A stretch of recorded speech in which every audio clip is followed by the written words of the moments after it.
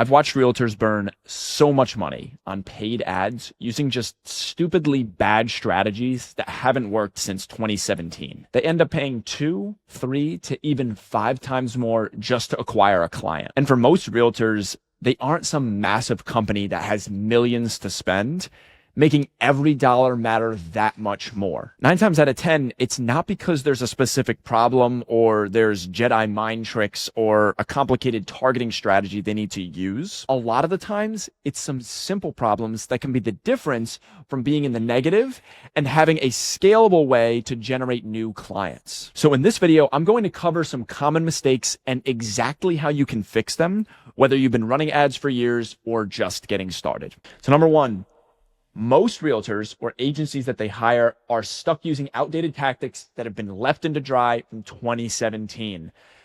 The things you have to understand is that platforms have changed, especially on something like Facebook, where the algorithms have completely taken a 180.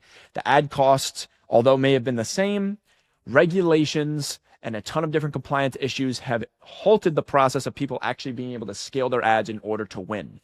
Other things are things now like we're in a trust recession. The prospects are getting smarter and they're way more skeptical to want to work with you.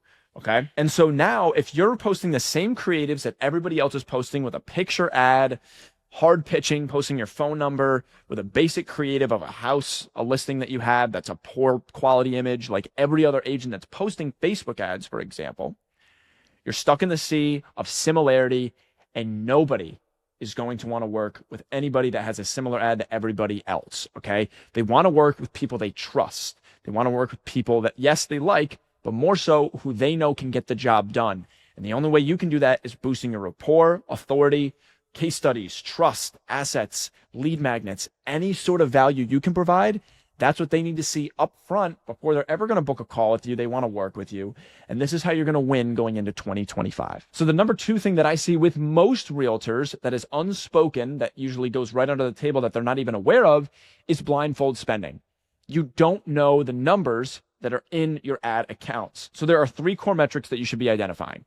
Your lifetime value. So how much is each customer worth to you long-term? Your CAC, your cost to acquire the customer.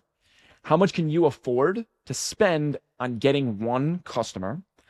And then what is the cost per qualified call or lead? So how much should a lead that comes into your pipeline that books a call with you or even just gets into your pipeline realistically cost? So for example, if your LTV is $5,000 and your funnel closes at 20%, you can spend up to $1,000 per booked appointment without going into the red.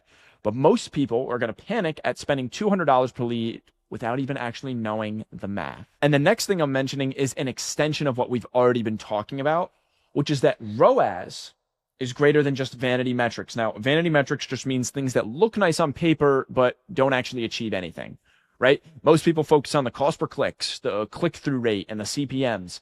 And these are very useful, but they are not decisive in making a final decision on how your ads should or shouldn't be performing. The only metric that actually matters is your profitability, meaning the return on your ad spend. You spend $1, how much are you making back? Are you making $2? You're making $4? You're making $10? That is what matters. So for example, you could be paying $50 a lead and you're still hitting 5x return on investment. And that's better than someone who's paying $10 a lead and they're barely breaking even at like 1.2 to 1.3 ROAS. So do not turn off your high cost campaigns that are actually profitable. Look at your ROI and not just what feels expensive to you. Number 4, one of the biggest things, because people don't usually run video ads, that people do not understand. And people that do run video ads, most importantly, most likely if they're a beginner, never ever do this. They get confused about how many ads they should be testing, how many variations, if they even know of them at all. And the key thing to understand is you don't need 50 new ads with new scripts, new bodies, variations. You just need a few that actually convert. And success in paid ads usually just often comes down to finding 2 to 5 good ads that actually resonate with your audience and your ideal customer profile in your audience, in your demographic, in your location, etc. And the problem is most people just give up way too early or only test a couple of different variations, maybe 1 to 2. And what you need to do is you need to take data and customer language to iterate on your hooks, your angles, and your formats, and make intentional decisions on what actually works. Don't just make something new because it might work. Be intentional with what you're doing. Understand the lingo of your ideal customer profile. Understand the data of what already works and use their customer language in order to shape your hooks, in order to shape the angles, your approach, your lead magnets, and the format and structure of your actual ad. Next is your ads are screwed if you don't have a good funnel. If you have a bad funnel, you're done, because ads do not matter if the funnel does not convert. So what you should be checking is how your funnel conversion rate directly impacts your cost per call, lead, customer, etc.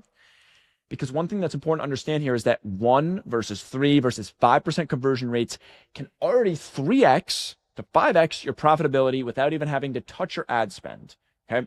So what things you should be looking for is you want to split test landing page headlines.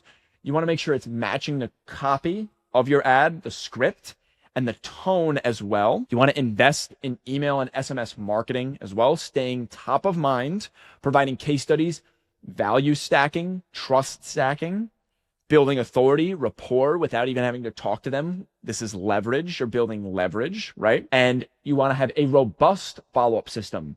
When you have a follow-up system, one thing you should understand as well is make it manual and set tasks, reminders, whatever you have to do in order to stay top of mind to actually grow your business. Next up is you have way too much friction within your actual forms. People bounce when forms are too complex, they look weird, or they're just too long and they're too early, okay? People are not going to give up 8 data points right away. Simple, low friction opt-ins are going to convert better up front. People are not going to opt in if they land on a landing page and the first thing they see is, when are you looking to move? How many bedrooms do you have? Or have you already worked with an agent? What's your first, last name, email, phone number? What's your address, right? Just simple, low friction, name, email, phone. That's all you need. And then from there, then drag them into another page, right? So best practice would look like name, email, phone number on your first page. Once they submit that, they can consume a lead magnet or a VSL, for example. And this is going to warm them up first. Then while they're consuming it, then move into a multi-step form. So progressive profiling. Essentially, all that means is when they submit their information, they have to click next, and then they submit another question, and then they submit another question, right? And you should have it, if you can, set up an advanced method where every question they answer goes immediately and gets submitted to you, even if they didn't submit the entirety of the form. You then can track how long people are going. You can then optimize your forms that you've been working on. And in the end, you're not going to scare away your leads because you're going to make that first step very easy for them. And lastly, the biggest, worst thing that all agents that I've encountered have experienced, at least a little bit, that I've experienced in my time of generating new clients, is you're not supporting your sales processes, meaning you're generating leads, you're having time, you're booking calls, but they're not actually converting because you're leaving your sales process hanging out to dry. So how you can solve this is adding sales enablement assets, things like 30-day email nurtures, right?